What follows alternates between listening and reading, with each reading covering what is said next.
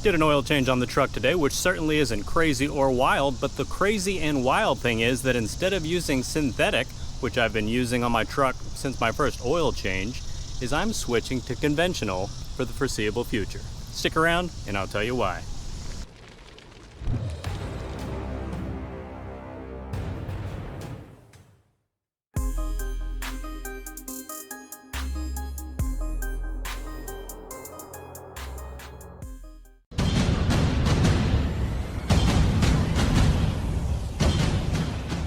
Welcome back to the Tacomaholic channel, everybody. Happy hump day. If this is your first time stopping by and you love everything Tacoma related and love feeding that Tacoma addiction, go ahead and subscribe now, and don't forget to turn on notifications so you're notified every time I upload a video. All right, everybody, as you can see, I'm under the truck. I've got all the skid plates removed because the initial reason why I'm switching to conventional oil for this video is because I noticed with the skid plates on, I was doing like an after off-roading inspection where I had dirt everywhere, and I did a video of this, check it out, linked above, on why you should check certain things after off-roading, because with the dirt on there, it sort of makes it easier to spot oil stains and stuff like that. So while I was doing that inspection, I am looking at the rear of my oil pan, which is the black part right there. Here's the cross member. Again, all the skids removed so I can easily show this to you.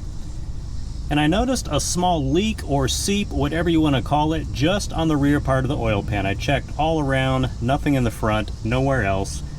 And it's not even really that major. I never even had like a drop of oil on the, I guess, the top part of the skid plate, which is where it would have fallen when the skids were on. And even after I removed it, which it's been about a month now because I've been doing other stuff with the truck, I have not had one actual drop of oil on the ground below, so it's not really a lot. If I can zoom in right here with the light, you can see where the oil pan is right in front of the transmission. If it's going to show up on camera, it's sort of hard to tell even with the light. It's just like on the seam right there, which I suspect the gaskets may be failing a little bit. Sort of right in there where the black part hits the aluminum cover. And again, not even enough oil to drop forward, and I keep checking my oil religiously every few days, and obviously no noticeable differences on the oil level when checking for that. And there's a quick shot because initially I thought maybe the Fumoto valve was the culprit, but nothing leaking under there. I checked the cap, nothing dropping off, so that is definitely not the culprit. And here's the actual front of the oil pan. You can see bone dry, I mean it's dirty, but there's no oil stains or anything like that, like you can see on the back, which there's a little bit like shining right down here. Okay, so since the oil leak is so small, it's not really worth like pulling down the oil pan, swapping out a new gasket, and diving in like that. I'm gonna do a trick one of my buddies has been doing on his 2005 Tacoma, where he has experienced a very similar issue, only instead of the rear of the oil pan where I'm having my little leak there around the seam, around the gasket, his was in the front, and he had also been using full synthetic oil the whole time he had the truck, which had been a few years, I believe. He didn't buy it in 05, he bought it a few years ago. And he said as soon as he switched from synthetic to regular dyno conventional oil, his leak or seep, whatever you want to call it, went away completely. So I'm going to try the same thing and obviously get back to you guys with an update. But for the foreseeable future, I'm going to stick with the conventional oil. I'll just keep changing it out at every 3,000 miles. And hopefully this will fix my leak issue. If not, obviously I'll have to dive in a little more, get a little more expensive and involved, but hey, sometimes that's what you got to do. So if this worked with his oil leak issue on the front of his oil pan on his 2005 Tacoma, I figured what's good for the goose has got to be good for the gander. Now I just got to figure out who's goose and who's the gander. Now I did give the oil pan sort of a quick cleaning earlier. I'm going to do a much more detailed cleaning with like brake clean, degreasing wipes, paper towels, just to get it nice, as clean as possible and avoid, mud puddles and all that, so I can keep a good eye to see if any more oil is coming out now that I've switched to conventional oil. But here's a quick picture I will throw up where you can see where I spotted where the oil pan had dirt all over it, where the initial leak was coming from.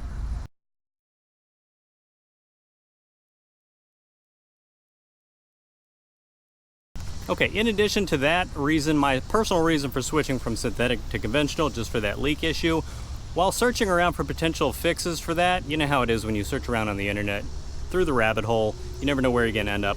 I found this spreadsheet, which I will link in the description below so you can check it out, and it has some interesting information on it. It is from Toyota Motor Sales USA. Excel spreadsheet you can view and download. It has all of the Tacomas from, now they have older ones, but it has 2009 through 2016. So you can take the information on here and apply it to the later third-gen Tacomas as well. But I think it's pretty interesting because it specifically says, and again, this is from Toyota Motor Sales USA Incorporated. I'll put an image on this for the Tacomas and the little key so you can see what all the abbreviations mean. I'll put that up on the screen now so you can pause it and sort of have a reference for what I'm talking about for the next minute or so.